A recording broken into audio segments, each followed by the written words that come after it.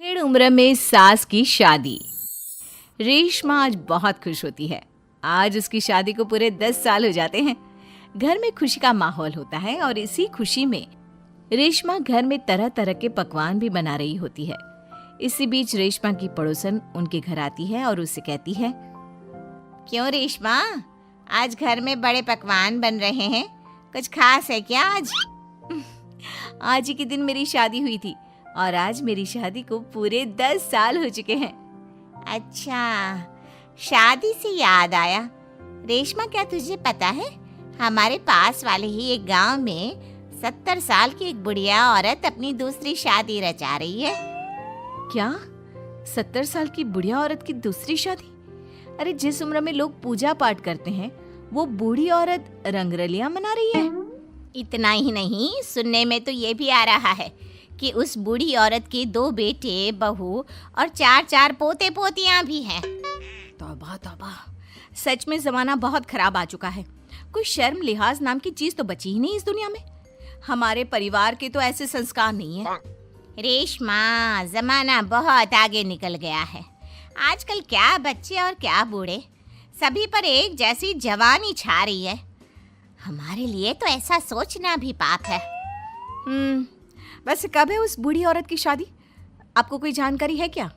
मुझे क्या, पूरे गांव वालों को पता है इस शादी के बारे में। कल ही तो है। अरे वाह, कल तो योगेश के पापा भी छुट्टी पर हैं। एक काम करते हैं, हम भी चलते हैं इस बूढ़ी औरत की शादी में। आखिर देखे तो सही कि कौन है वो बेशर्म बुढ़िया औरत जो पोता पोती खिलाने की उम्र में प्यार के फूल खिला रही है। पड़ोसन वहां से चली जाती है, जिसके बाद रेशमा सोच में पड़ जाती है।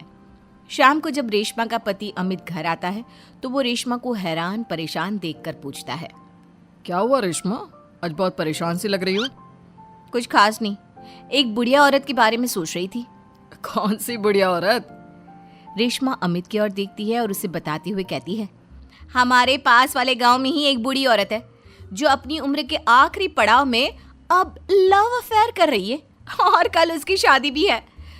ताज्जुब की बात तो ये है कि उसके 2 बहू बेटे और 4 पोते पोतियां भी हैं, फिर भी किसी ने उसे नहीं रोका। अरे इतना भरा पूरा परिवार होने के बाद वो अपना दूसरा घर क्यों बसाना चाह रही है? पता नहीं जी, मैं सोच रही थी कल आपकी भी छुट्टी है तो क्यों ना हम भी शादी देखने चले। सुनने में आ रहा है कि कल पूरा गांव जा रहा है उसकी शादी देखने के लिए। रेशमा की बातें सुनकर अमित भी दूसरे दिन उसके साथ चलने के लिए हामी भर देता है। अगले दिन सुबह रेशमा और अमित बच्चों के साथ शादी देखने निकल जाते हैं। गांव से कुछ किलोमीटर की दूरी तय कर रेशमा अपने परिवार के साथ विवाह स्थल पर पहुंच जाती है। यहाँ की साज सजावट कितनी अच्छी लग रही है ना। ऐसा लग रहा है मानो किसी नई नवेली दुल्हन की शादी हो। देख कर तो ऐसा ही लग रहा है, लेकिन वो बूढ़ी औरत है कहाँ पर जिसके इतने किस्से सुनने को मिल रहे हैं? अमित के इतना बोलने की देर होती है और एक अधेड़ उम्र की बुढ़िया औरत दुल्हन के लिबास में सज संवर कर मंडप पर पहुंच जाती है, जिसे देख रेशमा और अमित के पैरों तले मानो जमीन ही खिसक जाती है। मम्मी जी, यहाँ दुल्हन के लिबास में ये सब क्या हो रहा है? अमित, मम्मी, दादी की शादी, वाह, मजा आएगा। मम्मी शादी कर रही हैं और हमें बताना भी जरूरी नहीं समझा? क्या अब हम उनके लिए इतने गैर हो गए हैं? कुछ भी हो, मैं मम्मी जी की ये शादी तो बिल्कुल नहीं होने दूंगी। रेशमा अपनी सास सुशीला की तरफ जाती है। सुशीला अपनी बहू को देखकर सकते में पड़ जाती है। रेशमा, तू यहाँ क्या कर रही है? मेरी छोड़िए मम्मी जी, और आप अपना बताइए, आप यहाँ दुल्हन के लिबास में क्या कर रही हैं? आप इस उम्र में शादी कर रही हैं? जानती है समाज कितनी थू थू करेगा हम पर। समाज के डर से जीना नहीं छोड़ देते बहू। मैं अपनी इस नई जिंदगी से बहुत खुश हूँ और खुशी खुशी अपनी मर्जी से ये शादी करना चाहती हूँ। अगर इस समाज में जीना है तो सब देख कर चलना पड़ता है मम्मी जी। आप तो यहाँ शादी कर लोगी, लेकिन कभी सोचा फिर हम सबका जीना कितना मुश्किल हो जाएगा? मैं आपकी शादी बिल्कुल नहीं होने दूंगी। सुशीला अपने बेटे के पास जाती है और उसे समझाने की कोशिश करती है। बेटा, अब तू ही कुछ समझाना बहू को। इस शादी को लेकर मेरे भी वही अरमान है जो हर लड़की के उसकी शादी पर होते हैं बेटा। मैं क्या समझाऊं माँ उसे? आप इस उम्र में शादी करने जा रही थी और आपने हमें बताना भी जरूरी नहीं समझा, क्योंकि मैं जानती थी कि तुम लोग कभी मेरी शादी से खुश नहीं होंगे, इसलिए मैंने तुम लोगों को कुछ नहीं बताया। मम्मी जी, ये सब सोचने से पहले कभी आपको हमारी इज्जत का ख्याल नहीं आया? आज आपकी इस हरकत के कारण ही हम समाज में कहीं मुंह दिखाने के लायक नहीं रहे। बहू, कब तक तुम यूं ही समाज के बारे में सोचती रहोगी? ये लोग आज 100 तरह की बातें बनाएंगे और कल को सब भूल जाएंगे।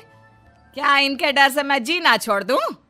कल तो सभी को मर जाना है, उसमें भी अगर हम ऐसे ही डर डर कर जीते रहे तो कभी खुश नहीं रह पाएंगे। मम्मी जी, बातें बनाना कोई आपसे सीखे। जिस उम्र में आपको पूजा पाठ करनी चाहिए, अपने पोते को गोद में खिलाना चाहिए, उस उम्र में आप फिर से अपना घर बसाने के सपने देख रही हो। यकीन नहीं होता मम्मी, आप इतनी स्वार्थी कैसे हो सकती हो? स्वार्थी? बहू, मैंने अपना पूरा जीवन बाकी सबकी खुशियों के लिए बिता दिया। अमित के पिताजी की मौत के बाद जब मेरे पास दूसरा घर बसाने का मौका था, तब भी मैंने अपने बारे में नहीं सोचा, अपने बच्चों के बारे में सोचा। और आज तुम मुझे स्वार्थी बोल रही हो? क्या एक बूढ़ी औरत के पास दिल नहीं होता? हमें प्यार करने का अधिकार नहीं होता? सुशीला की बातों ने सभी को सोच विचार करने पर मजबूर कर दिया। किंतु रेशमा, हर किसी को अपना जीवन जीने का अधिकार होता है मम्मी जी, लेकिन आपके साथ 3 और जिंदगियां भी जुड़ी हुई है। हम आपके कारण बदनामी का घूंट नहीं पी सकते मम्मी जी। आज तुम दोनों को अचानक मेरी और इस समाज की इतनी परवाह क्यों हो रही है? यह बदनामी और समाज के तानों का डर तब तुम लोगों के जहन में क्यों नहीं आया, जब 2 बेटों और बहुओं के होते हुए भी मुझे अकेले उस एक कमरे में रखकर घूंट घूंट कर जीवन यापन करना पड़ रहा था? तब तुम लोगों को याद नहीं आया मुझसे कितनी जिंदगियां जुड़ी हुई हैं?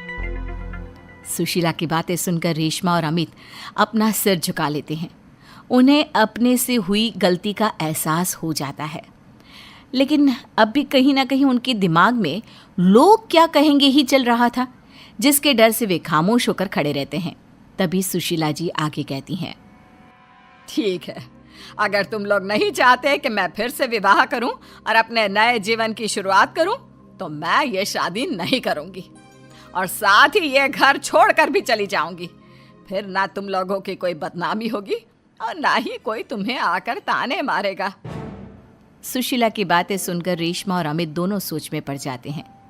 कुछ देर सोचने के बाद रेशमा कहती है, नहीं मम्मी जी, आप घर छोड़कर मत जाइए। आप सच कह रही हैं। अगर हम ऐसे ही समाज की परवाह करते रहे तो हम कभी खुशी खुशी नहीं जी पाएंगे। हाँ माँ, और आज बचपन से तेरे हर निवाले और प्यार का कर्ज मैं चुकाऊंगा। आज यहाँ से मेरी माँ की डोली उठेगी। बजाओ शहनाई, आज मेरी माँ की शादी है। फिर क्या, अपने बहू बेटों की रजामंदी के साथ सुशीला खुशी खुशी 7 फेरे लेकर नई नवेली दुल्हन बन जाती है और सब शादी की खुशियों में मगन हो जाते हैं।